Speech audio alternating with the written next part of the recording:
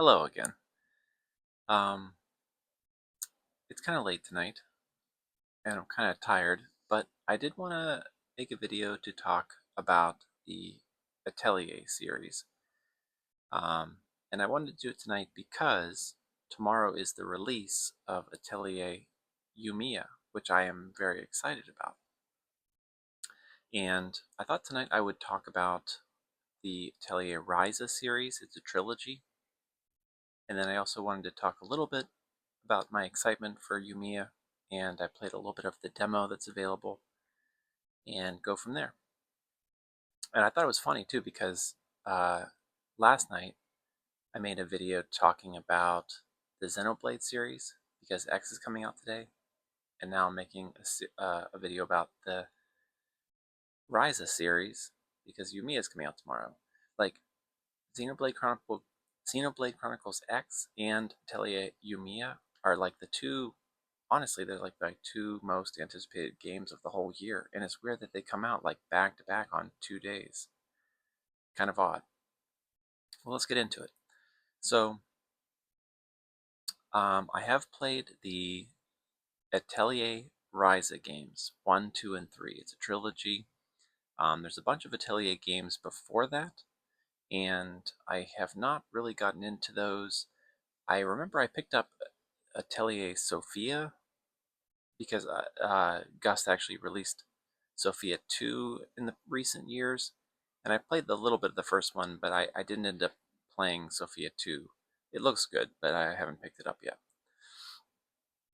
But my entry into the Atelier series was with Ryza, and I played the first one on Switch, and then I played 2 and 3 on the PS5.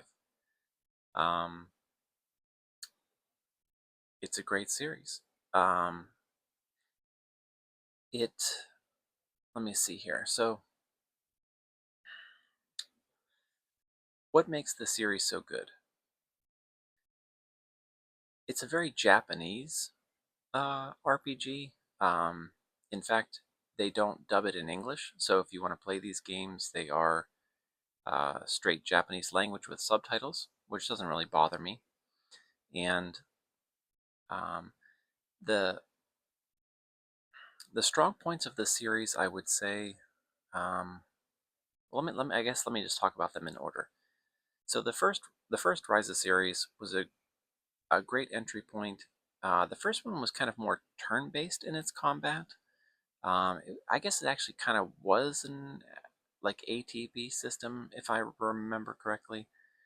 Um, but it's interesting because the game is like half gathering and crafting, and then half like combat. And the it's interesting because in most RPGs, the majority of the game is combat, and then if you want to upgrade your, character's power, you're either grinding, experience to gain levels, or you're purchasing stronger gear or weapons. But in the Atelier series, you don't really purchase gear or weapons. What you're doing is you're gathering items out in the field, and then you're using like synthesis to create items. And the synthesis is very detailed, so you can actually um, spend a lot of time to create very detailed, uh, stat-wise and very powerful gear and items. So it's when I was playing it, I remember with the first game, I got to like the first like boss character, and it was wiping me out. And I was like, whoa, like this is like baby boss. Like how am I getting wiped out by this first boss? And so I went back and I crafted completely all new gear for all my characters and went back, and then I was able to take it down. And that let me know like, okay, the crafting part of the game is a big part of it. It's legit. You have to spend time crafting um, weapons, gear, items, all kind of stuff. And so it kind of forces you to get into that part of the game, which is quite fun as well. Um, and another thing that makes the Ryza series specifically so interesting and so good is, again, it's the characters. the characters in this series are very good because the three main characters, Ryza, oh boy, I haven't played it in a while. The little blonde-haired kid, and then kind of the busty redhead. Um, those are like the three main characters, and they're all so great. Um, Cal is the little boy with the blonde hair in the first one, and it's funny because in the second one he grows much older. And Lent is the big, not busty. He's like a burly muscle head. Um, but these characters are not very thin. I mean, there's a lot to them. Like Lent's father is like an alcoholic, and there's like this. He's kind of, Lent has this struggle about not wanting to, be his father and separate himself. Um, there's just a whole lot going on. I mean, the story kind of overall is like cozy and lighthearted, but it also has very interesting themes, and these characters are real enough that you want to relate to them and you identify with them, um, and oh, I I should have looked up some of the names and stuff. What is the one girl that's Rise's like BFF? Oh, it's on the tip of my tongue. Claudia, I think. Claudia is adorable. She's got blonde hair, and she like just instantly becomes like Rise's best friend. And again, I would say one of the strong points of the Ryza series is the characters, because as you play through all three games, you just fall in love with these characters. They're just adorable, and um, like the story itself is kind of forgettable in a way, but because you like the characters so much, you kind of care about how things go. You know what I mean? Like there's like an overarching like plot storyline that's not as interesting, but it's the character relationship storyline that progresses that is interesting. Um, so, and like I said, the combat is good. It's a very unique game because it has such strong crafting and item creation things going on that it separates itself from other RPGs and makes it very unique. So, um, the first game was great. I played it on Switch. It kind of got me into the series, and I was like, "This is great." So moving along, the second game came out, and uh, this is when I got a PS5, and so I enjoy gaming on the PS5 much more than the Switch. And so when I saw the second game was available on the PS5, I definitely went for that copy. The graphics are much better than what the Switch can do, and um, I would probably say the second game actually is my favorite in the series. The second one is very good because it does a cool thing where it takes the characters from like the main characters, Tao, Lent, Claudia, and the game takes place like I want to say like 2 or 3 years after the first one, and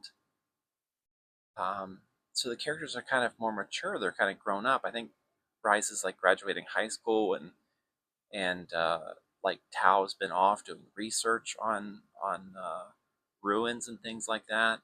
They all look a little bit older, and they're kind of getting back together for this new adventure because of again, plot device XYZ. I don't know, but the fact that they're getting back together was great. And the second game also kind of introduces a couple of new characters that are also very interesting. I'm not going to remember the names of it, but like in the first one, Ryza kind of has like two mentors, like older, like young adults that are um, kind of guide her, and they make a return. But there's also a couple of new younger characters in the second game as well. And the second game is a little bit bigger, and I played it on PS5, so it felt graphically much better. And they're always like tweaking the battle system and stuff. So like the second one is like faster, and like the ATV is kind of faster and quicker. And it's interesting because, like I said, I'll talk a little bit more in a bit about the Yumia demo, but like the combat in this latest one is just like so flashy. It's like, what the hell's going on here, you know? Um, but overall, like I said, that second game, I just have the fondest memories of, especially like the ending. Um, you know, the game, I won't spoil anything if you haven't played it, because I'm kind of making this like, I would implore you to play these games because they're very good. But the second one, it ends, you beat the final boss or whatever, and then there's like a whole section where Ryza kind of has to go to all of her friends and say like goodbye. She's going back to her hometown, and that was like the most hard. I had some emotion when Ryza had to go say goodbye to Claudia again at the end of the second game. I was like very emotional. I was like, no, you guys are best friends. You guys should be together forever. It reminded me of like my wife and her best friend Bridget. They live in different cities, but they're very close. And it was kind of like Ryza and Claudia, like, you guys should not be saying goodbye right now. I wanted them to stay together because they have such a tight relationship, the two of them together. Um, so the second game is very good. I love the ending, uh, and I love the new characters, and it was great. And the third game, the third game is also very good. Um, I would I would say with the third game, again, it started to introduce some new characters. I maybe didn't connect with them as much as the new characters in the second game. The third game to me felt much bigger. Like the third game is where they were moving to, because the first game is not like an open world game. It has like little, like each area has like a section. So you can say, I want to go to this section. And it's like a good chunk of map. But in the third game, they really were trying to like open things up. Um, I think the game was getting more popular. I think they're trying to expand its scope and stuff, which is cool.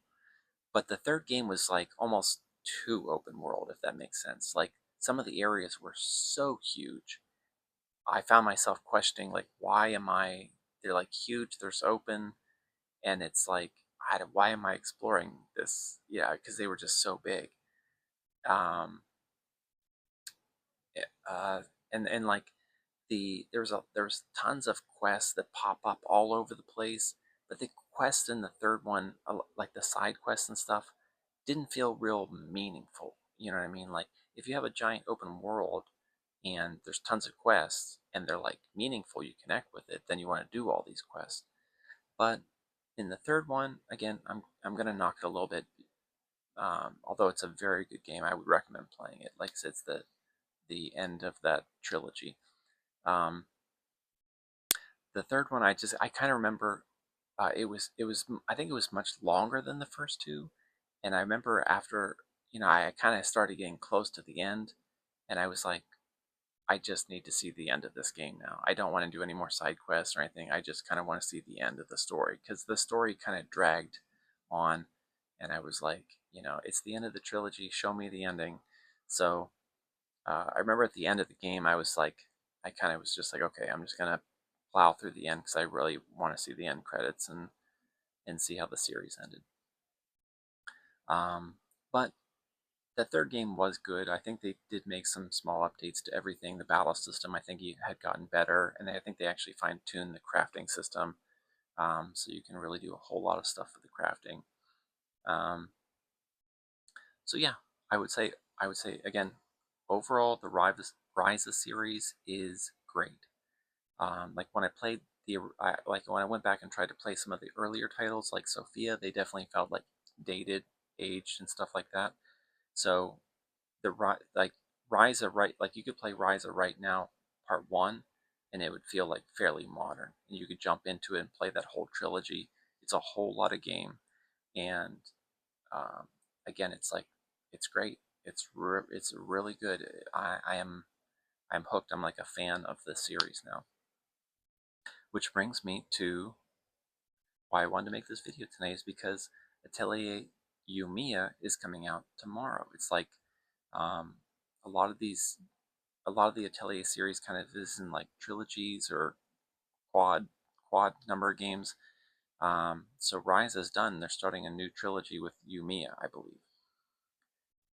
And so I'm interested to play it. I mean, as good as Ryza was, they got big shoes to fill with this new game. And uh, I'm pretty sure I would buy it regardless, just based on my experience with Ryza. But I did play a little bit of the demo. They released like a demo of it. And I played it for like maybe 2 hours. But after 2 hours, I was just like, oh, I like it. I got to play it. And I kind of just stopped because I don't want to, I didn't want to get too far into it. And I'm not gonna, I'm not buying it right away because I am playing Xenoblade Chronicles X first. Um, I played it all day. I have like 10 hours in the game right now. In one day, it's crazy. It's very good. I'm digging X so far. Um, but uh, I think it's like as soon as I finish Xenoblade Chronicles X, I am definitely playing Atelier Yumia next. Um, Again, it feels similar to Ryza 3 where they're going big open world, like go explore everywhere, tons of stuff, you know what I mean? Um, the new character design for Yumia is she's kind of cute. She's like different than Ryza. She seems like she's got like a little bit more attitude. Like Ryza was kind of like country bumpkin type character, but Yumia's a little bit more, I don't know, she's got a little more attitude or sass to her. Um, uh, Looks like it's going to have like a core group of 6 characters similar to Ryza that are, the character design is always very colorful from Gust. That's a big appeal to the game. I think it's a great character design, great voice acting, very good music. That's the other thing. That first Ryza game, the battle music is so good. It's like the first battle theme is really good, um, very memorable. Um, so like I said, I'm, just based on that alone, I'm going to give Gus the benefit of the doubt, and I'll be looking forward to playing Atelier Ryza, or I'm sorry, Atelier Yumia next. Um, Very excited for it. Um, so yeah, anything else I can think of to say about it? I guess not right now. Yeah, it's a great series. I recommend it, and um, I'm excited to play it. So yeah, if you're watching, let me know if you've played any of those games. Are you excited for the new one? Do you have any experience in the Atelier series? It's pretty cool and unique. So, all right. Well, that's it for tonight. Have a good night. Take care.